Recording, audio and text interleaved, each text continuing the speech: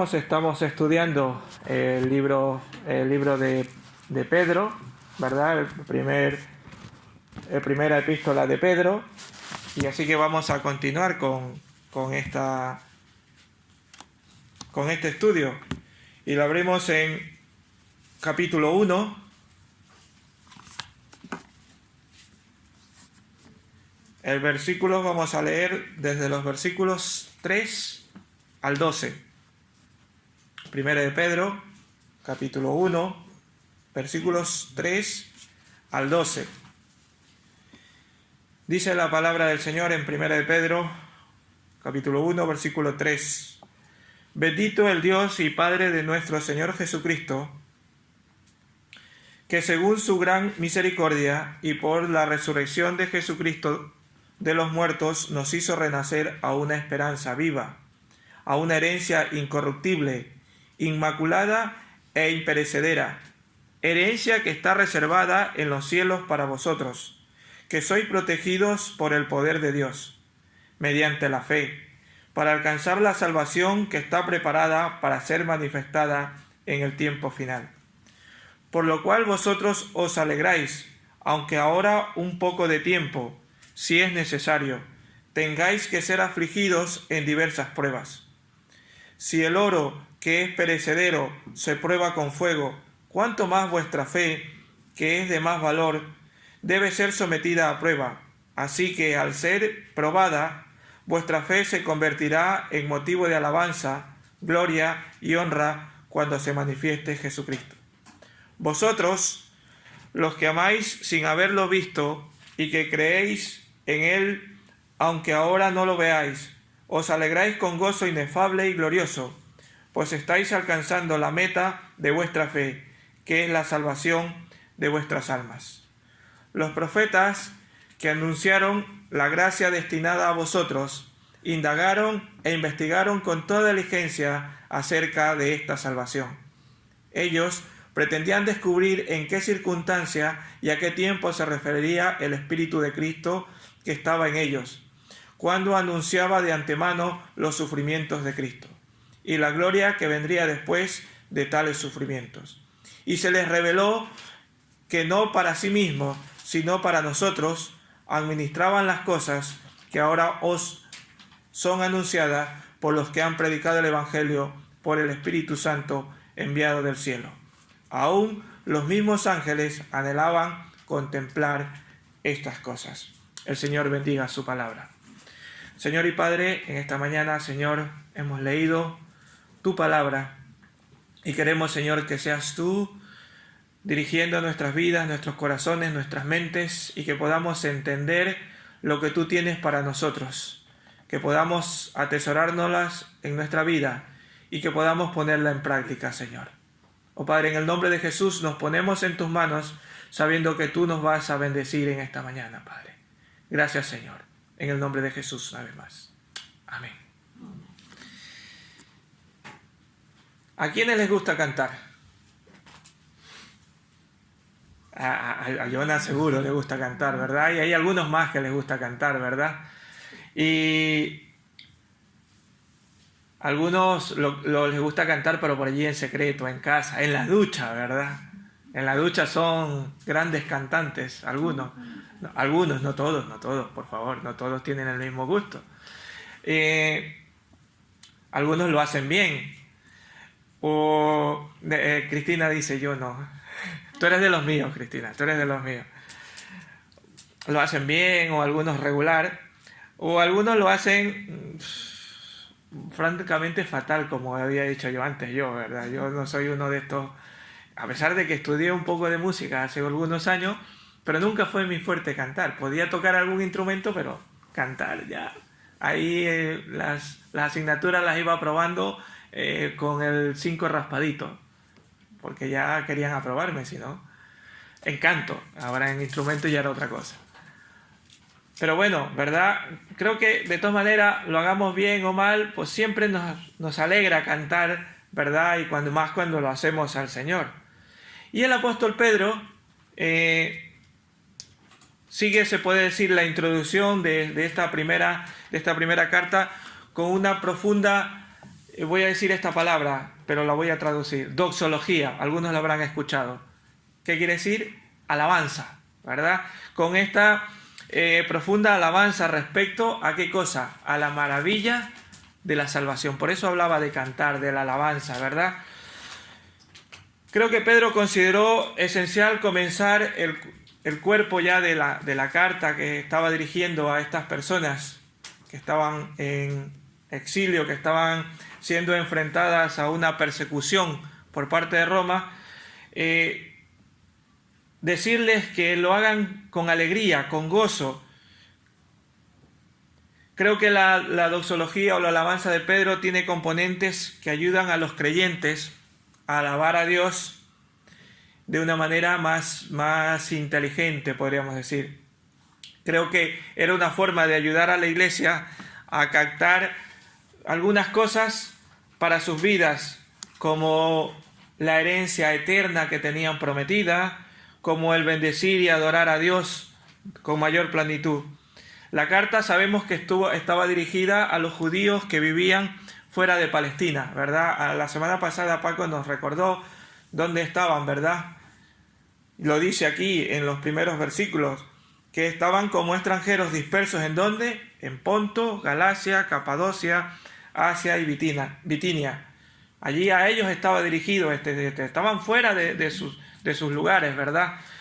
Y la carta estaba escrita a estos judíos que estaban allí y algunos gentiles también que eran creyentes, pero que estaban fuera de su ciudad. Y creo que el propósito era expresar alabanza por la salvación que Cristo Jesús les había dado. Pedro declara, creo que a estos hermanos, por lo menos 3 aspectos de esa alabanza para la salvación. De esa alabanza que les dice que lo hagan para el Señor. Primero les dice, los versículos 3 al 5, les dice que la salvación comienza en Dios. La salvación comienza en Dios. ¿Por qué? Porque les dice, bendito el Dios y Padre de nuestro Señor Jesucristo, que según su grande misericordia y por la resurrección de Jesucristo de los muertos, nos hizo renacer a una esperanza viva. Entonces podemos decir que Dios es el autor de esa salvación. Pedro llamó a los lectores, a las personas, a alabar a Dios. Alabar a Dios, ¿por qué? Por habernos dado una esperanza viva. Una esperanza que descansa en la resurrección de Jesucristo. Y por eso podemos decir que porque Jesucristo vive, nosotros también viviremos. Porque Jesucristo vive, nosotros también viviremos. Pedro da gracias a Dios por su grande misericordia. Pedro da por sentado que es necesario que los creyentes bendigan a Dios y por eso empieza, creo que con esta frase, bendito el Dios, ¿verdad? Bendito el Dios y Padre de nuestro Señor Jesucristo. Manda a bendecir a nuestro Padre. O lo dice hacerlo.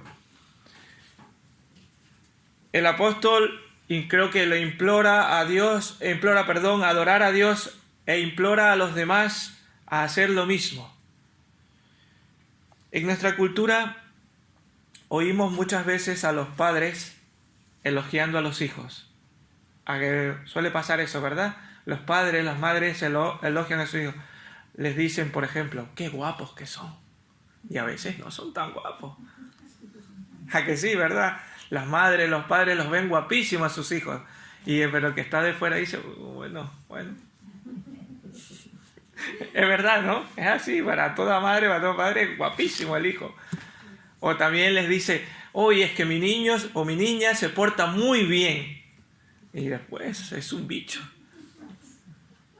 Pero los padres y las madres lo ven con buenos ojos, ¿verdad? Siempre escuchamos eso, ¿verdad? De que los padres elogiando a los hijos. Pero no con mucha frecuencia oímos a un hijo elogiando a su padre. Al contrario, siempre, es que no, ¿verdad? Es que no me quiere, es que no sé qué, ¿verdad? somos así. Los padres sí se mueren en elogios para los hijos, pero los hijos a los padres alguna vez sí ha pasado, pero no es muy regular aquello, ¿verdad? Pero nosotros como hijos debemos alabar a Dios. Debemos alabar a Dios porque Él es nuestro Padre.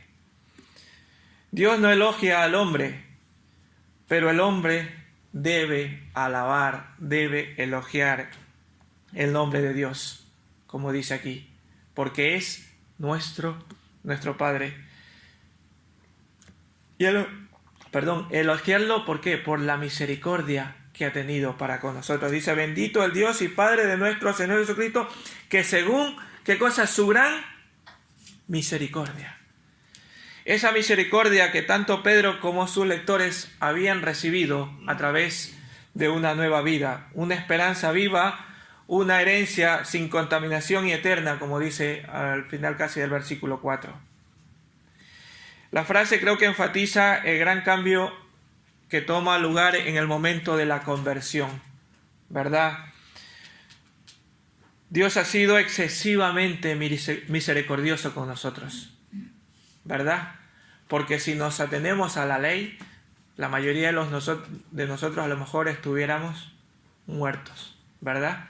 Si tuviéramos que ir a la ley que tenían los judíos, que por hacer una cosa, por hacer otra, algunos tendrían que ser apedreados, otros tendrían que ser muertos. Si fuera por esa ley, algunos de nosotros ya nos hubieran apedreado. Pero la misericordia del Señor nos ha hecho que podamos ser salvos y que no lleguemos a ese extremo, ¿verdad? Dice este versículo que nos hizo renacer para una esperanza, ¿qué cosa? Viva. Así que usted y yo tenemos una esperanza viva, una esperanza que se apoya en el hecho, como había dicho antes, en la resurrección de Jesucristo de entre los muertos, ya que Jesucristo fue resucitado de los muertos por el Espíritu de Dios. Este también pasaje nos habla de algo interesante. Nos dice, nos hizo renacer para una esperanza viva. El versículo 4, a una herencia incorruptible, inmaculada e imperecedera, herencia que está reservada en los cielos para vosotros. Nos habla de una herencia, de una riqueza transmitida o un legado que alguien recibe como miembro de una familia. ¿A cuántos nos gusta recibir una herencia y más? ¿O a cuántos nos gustaría recibir una herencia? Y más si tenemos un teléfono móvil que está desde hace rato sonando con los mensajes. Por favor, si lo pueden poner en silencio, porfa. Ya lleva hace bastante rato sonando varias veces. Por favor. Decía, ¿a quién no le gustaría recibir una herencia? Y más si esta herencia es muy buena, o trae buenas cosas, o suculenta, ¿verdad? ¿A quién no le gustaría? A ver, que levante la mano el que no le gustaría recibir una herencia allí, un buen terreno allí en la playa, ¿verdad? O una casa en la playa que te den como herencia, o no sé, eso lo digo yo por decir, pero una herencia, ¿verdad? Creo que a todos nos vendría bien recibir una herencia. Pues el Señor nos ha dado una herencia. El apóstol recordó que esa herencia transmitida nos había sido llegado porque éramos miembros de una familia, de la familia de Dios. El apóstol le recordó que en medio de esa persecución que estaban teniendo, debían alabar a Dios y esperar con paciencia esa herencia prometida.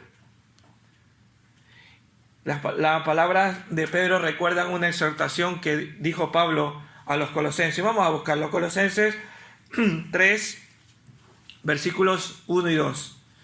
Colosenses 3, versículos 1 y 2. Vamos a buscarlo y alguien, por favor, que lo tenga, lo pueda leer en voz fuerte.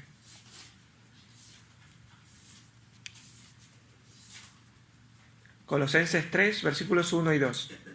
Si pues habéis resucitado con Cristo, Buscad las cosas de arriba, donde está Cristo sentado a la diestra de Dios. ¿Sigo con el 2? Sí, por favor. Poned la mira en las cosas de arriba, no en las de la tierra. Gracias. Si queremos recibir esa herencia, esa exhortación, le dice Pablo a los colosenses: si pues habéis resucitado con Cristo, buscad, ¿qué cosa? Las cosas de arriba, donde está Cristo sentado a la diestra de Dios. Poned la mira en las cosas de arriba, no en las de la tierra. ¿Verdad?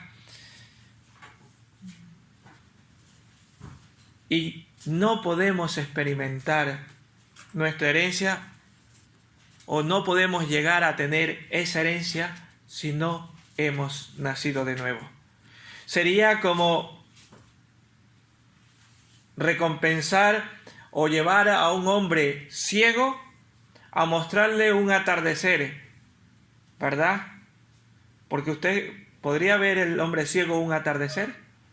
Pues no, ¿verdad que no podría? O llevarlo a un museo de arte donde vea las grandes obras expuestas en un museo, si no ve.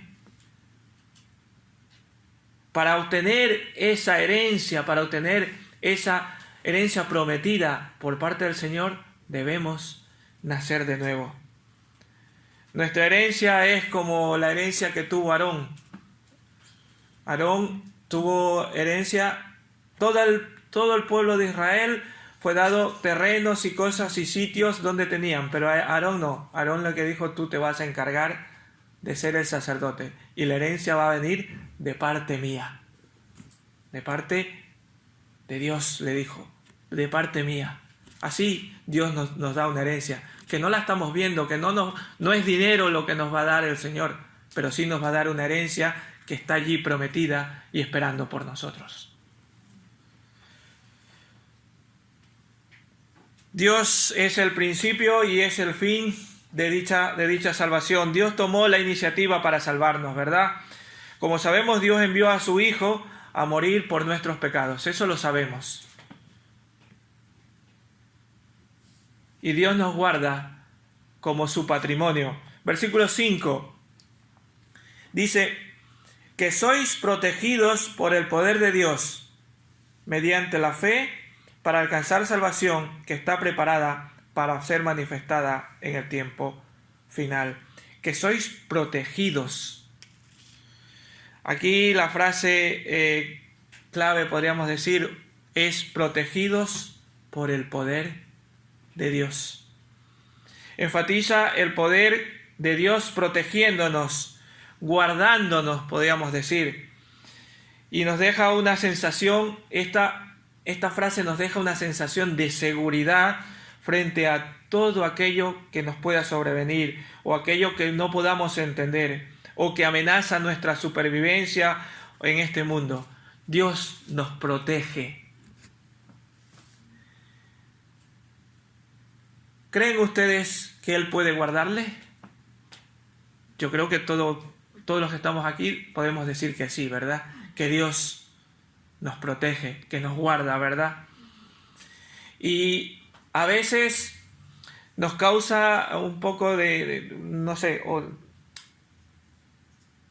frustración o nos cansa ver el énfasis que a veces ponemos en hacer o querer hacer las cosas de Dios por nuestras propias fuerzas, ¿verdad? Por nuestras propias fuerzas querer guardarnos, querer hacerlo.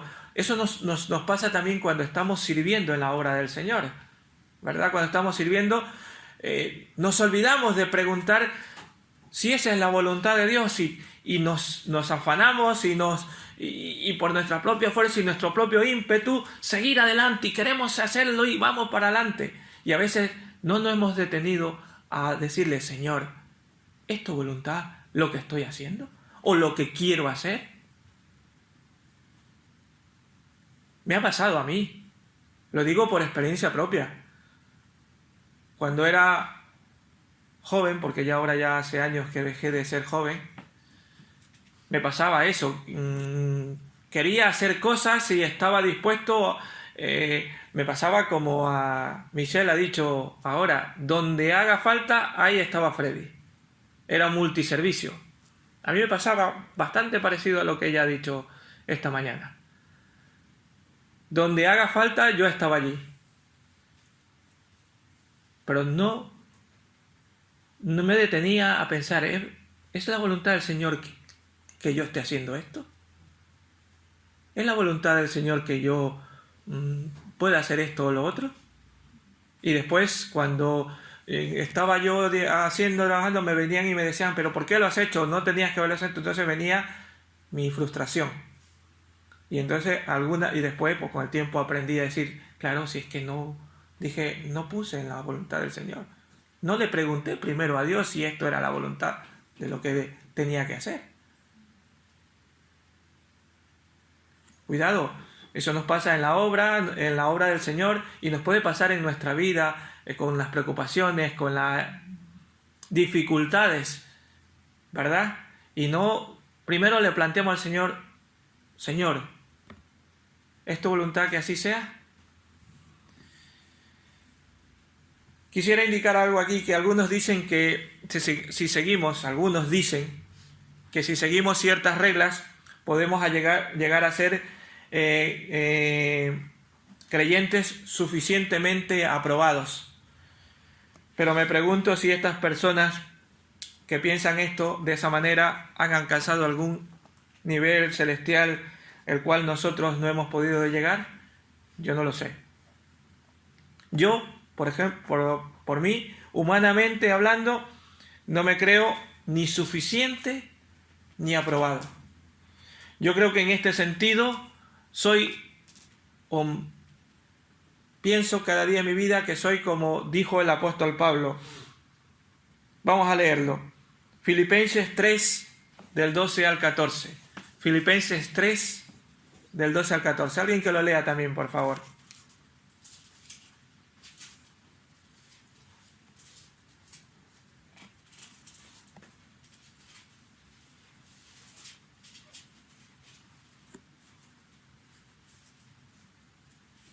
Filipenses 3, del 12 al 14, por favor.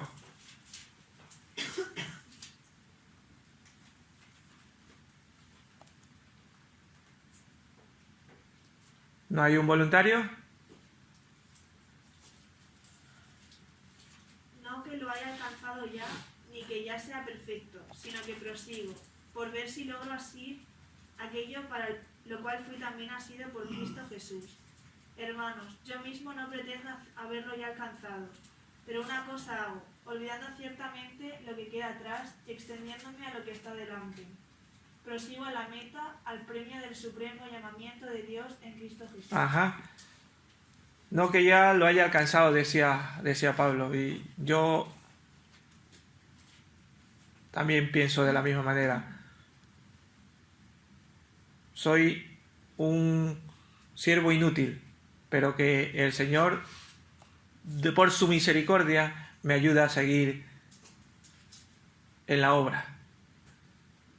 No que ya lo hayamos alcanzado, sino que sigamos adelante, prosiguiendo a la meta, como dijo Pablo. La salvación, la liberación del pecado es una experiencia pasada ya, ¿verdad? Pero tenemos una posesión presente y futura. Los cristianos poseemos algunos de los beneficios de esta salvación en esta vida, pero la gran plenitud de la redención está por venir, esa herencia que está preparada para nosotros. Dios ha prometido glorias indescriptibles, eternas, allá en el cielo. No sabemos cómo van a ser, pero por fe la aceptamos, que tenemos una herencia con Él allí, ¿verdad? Y esa debe ser una realidad en nuestras vidas, una realidad en todos los creyentes, y debemos poner esa esperanza, poner la esperanza de que allí delante está esa herencia para nosotros. También vemos en estos versículos que los salvos experimentan pruebas. Versículos 6. Por lo cual vosotros os alegráis, aunque ahora por un poco de tiempo, si es necesario, tengáis que ser afligidos. ¿En qué cosa? En diversas pruebas. La vida en Cristo es un peregrinaje, ¿verdad? Aunque nos regocijamos de nuestra salvación, aunque alabamos a Dios por nuestra salvación, debemos pasar momentos de pruebas. Y dice aquí, alegrarnos. Y algunos podríamos decirnos, ¿alegrarnos de qué? Pero si estamos siendo afligidos en pruebas, ¿verdad? Cuando estamos en pruebas es difícil alegrarnos. Y esto coloca podemos decir que estas dos palabras que son opuestas, las coloca una frente a la otra. Tener alegría en las pruebas, o sea, la palabra alegría y pruebas. Pero el apóstol Pedro dio razones para soportar las pruebas de esta vida. Y en este versículo nos dice que solo será por un poco de tiempo. ¿Verdad? Se nos dice que no será nuestro estado final, que el tener las pruebas no será un estado final.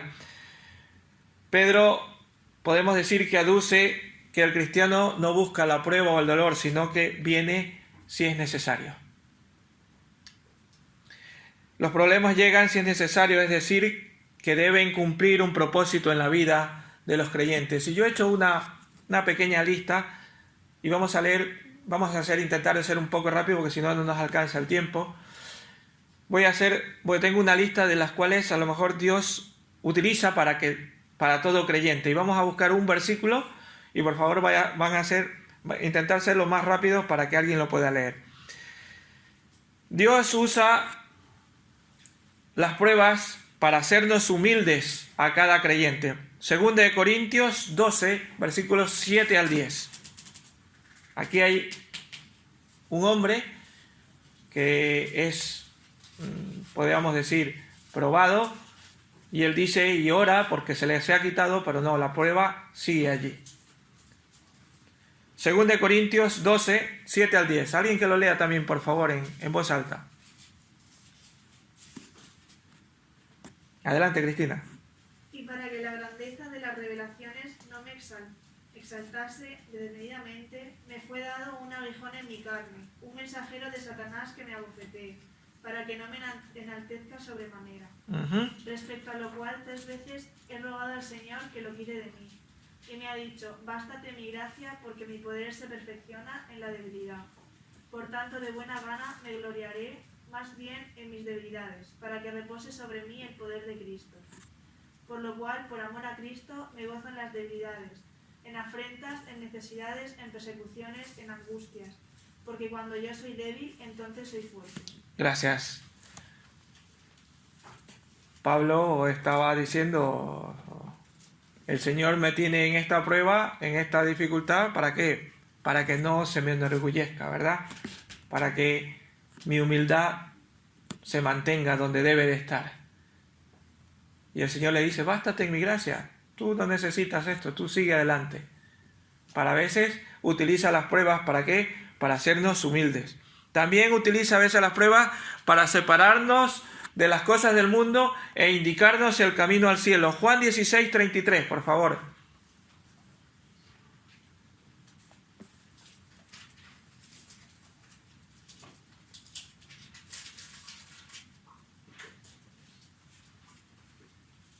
Estas cosas os he hablado para que en mí tengáis paz. En el mundo tendréis aflicción, pero confiad, yo he vencido al mundo.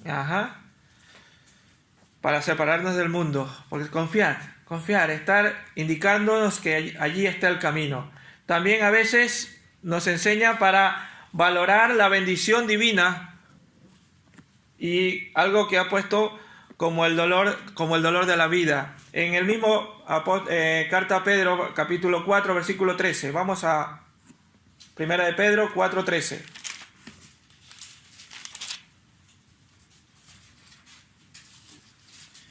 Lo leo yo. Amados, no os sorprendáis de la tremenda prueba de fuego que os ha sobrevenido, como si fuera algo insólito. Nos enseña a valorar, ¿verdad?, la bendición divina. También nos lo utiliza para prepararnos con el fin de ayudar a otros. 2 de Corintios, capítulo 1, versículo 3. Segunda de Corintios, capítulo 1, versículo 3.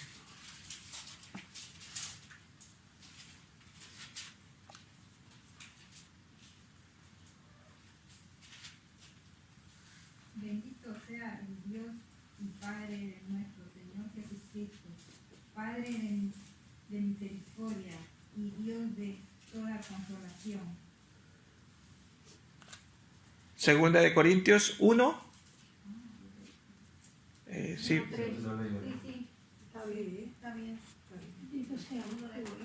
Segunda de Corintios 1, 3 al 7. Bueno, es hasta el 7, pero solo quería leer el 3 y el 4. Ajá. El cual nos consuela en todas nuestras tribulaciones para que podamos también nosotros consolar a los que están en cualquier tribulación. Vale, gracias. Esa era la parte. El versículo 4 era que faltaba. ¿Verdad? También nos puede utilizar las pruebas, ¿para qué? Para que después, por esas pruebas que nosotros hemos pasado, ayudar a los demás, ayudar a otros. También puede utilizar el Señor la prueba para disciplinarnos por nuestros pecados. Lucas 15, versículos 16 al 18. Lucas 15,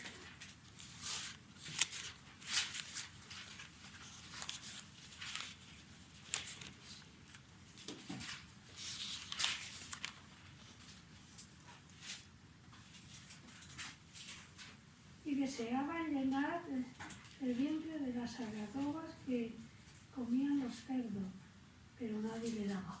ajá.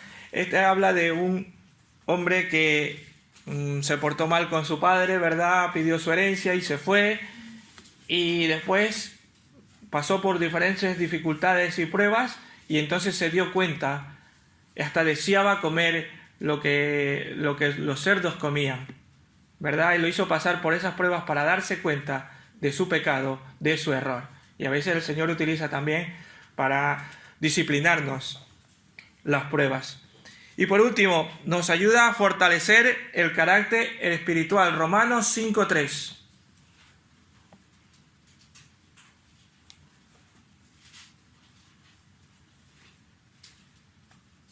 Y no solo esto, sino que también nos gloriamos en las tribulaciones, sabiendo que la tribulación produce paciencia. Ajá. Y si le seguimos leyendo, y la paciencia produce otra cosa, y vemos cómo nos puede fortalecer en el Señor cuando pasamos estas pruebas. Y hermanos, todos tenemos que ser probados, todos tenemos que ser afligidos.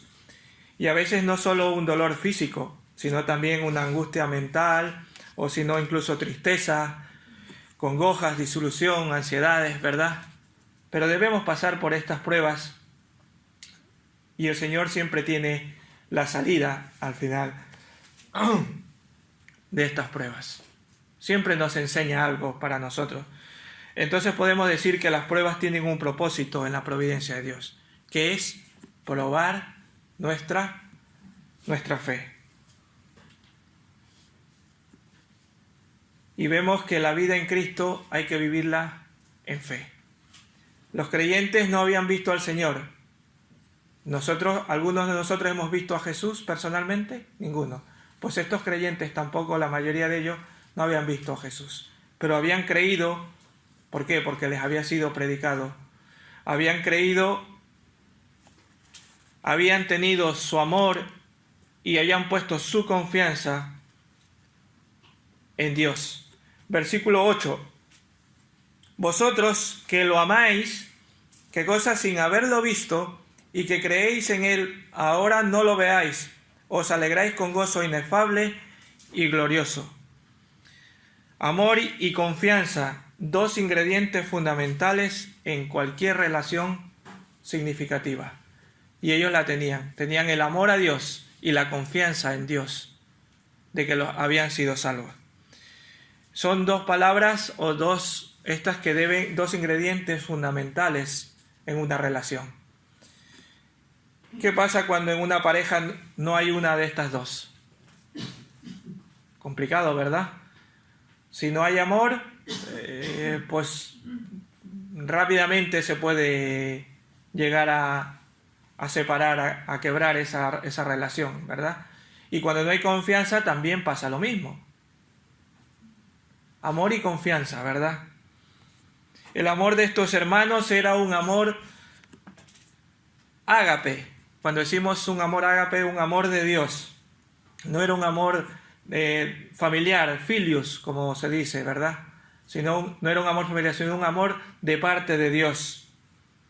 Y Pedro elogia la fe y la confianza de estas personas.